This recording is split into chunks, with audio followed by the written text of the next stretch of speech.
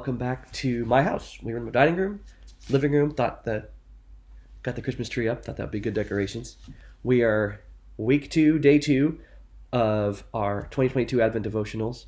Isaiah 9:6, Wonderful Counselor, Mighty God, Everlasting Father, Prince of Peace. This week we're talking about Mighty God. And we defined yesterday, Mighty God, valiant warrior, hero. He's the hero of the story.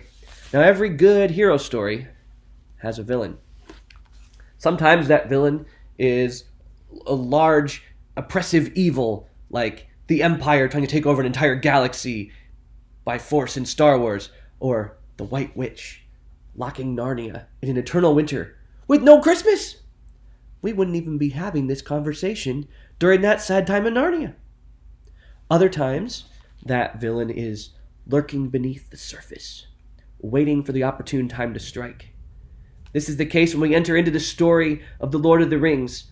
Most of Middle-earth is going about their business, while a sinister evil is slowly building an army with hopes to plunge the world into darkness under his diabolical rule.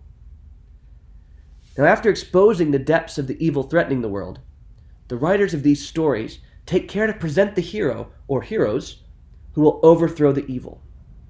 Luke Skywalker and the budding rebel army pull their forces together to take down the Empire, eliminate the source of evil, the Emperor himself, and even redeem Darth Vader. The Pevensey children discover Aslan, the creator and the keeper of Narnia, and they fight alongside him to win the victory over the White Witch. And then 2 humble hobbits take the most powerful ring in the world and plunge it into a volcano, destroying evil once and for all. Each story needs a different hero. What about Israel's story? That's what Isaiah's writing about. What about our story? Now, in case you're just joining this series, again, we're going through Isaiah 9:6.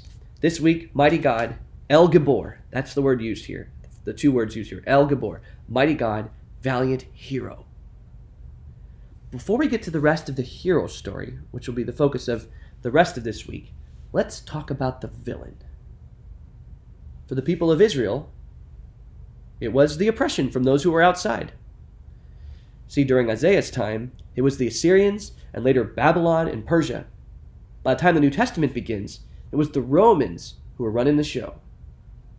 To take down an oppressive regime, certainly what the world needs is a mighty warrior, right? The world needs a hero.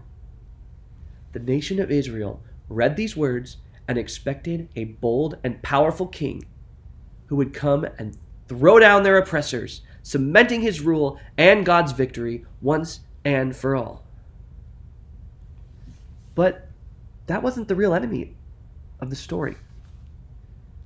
Turns out, the enemy was us. Then it was a people who had rejected God and turned to worship idols. As the New Testament begins, it was a people who had rejected God and worshipped their religious practices instead of God himself. Today, it's a people who continually reject God by turning to idols of self, money, power, fame, whatever.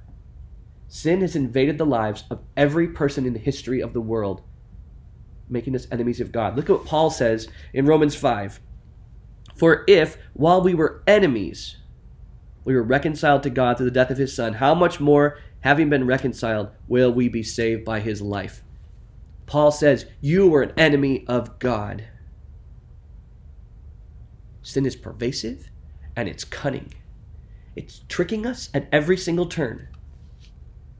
Sin gives us the promise that we know better than God, that we are his enemy because we think we know better, and it lies to us every single time. Sin is so powerful, so challenging, that it needed a hero the likes of which the world had never seen.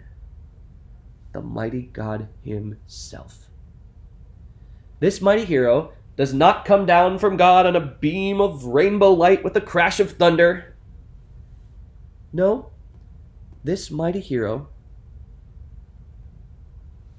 to redeem his enemies, comes in the still silence of a cave, born to a humble virgin mother of no political importance.